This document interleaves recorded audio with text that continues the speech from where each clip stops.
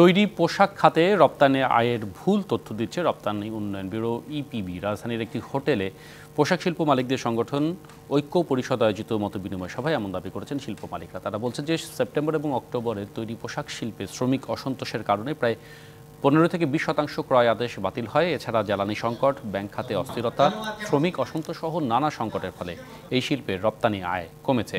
এমন পরিস্থিতিতে গত 2024-25 অর্থ বছরের জুলাই থেকে ডিসেম্বর পর্যন্ত বিশ্ববাজারে তৈরি পোশাক রপ্তানিতে 13.28% বেড়ে প্রবৃদ্ধি হয়েছে বলে জানিয়েছে ইপিবি। এই তথ্য ভুল দাবি করে দ্রুত সংশোধনের দাবি জানাচ্ছেন মালিকরা। এছাড়া সংকটে থাকা শিল্প মালিকদের প্রণোদনা দেওয়ারও দাবি ওঠে।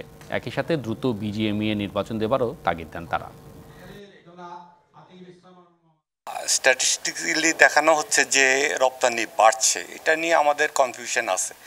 এই ডাটাটা নিয়ে এর আগেও আপত্তি তোলা হয়েছিল। আসলে পোশাক শিল্প সংকটে আছে। বিগত বছরগুলোতে ইনসেন্টিভ ছিল আমাদের 10 to 12%, তো সেটা এই বছর কমে আসতেছে 5-7%, 4%। এই কমে যাওয়ার কারণে কিন্তু ক্ষুদ্র মাঝারি শিল্পগুলো কিন্তু অস্তিত্বের সম্মুখীন আছে।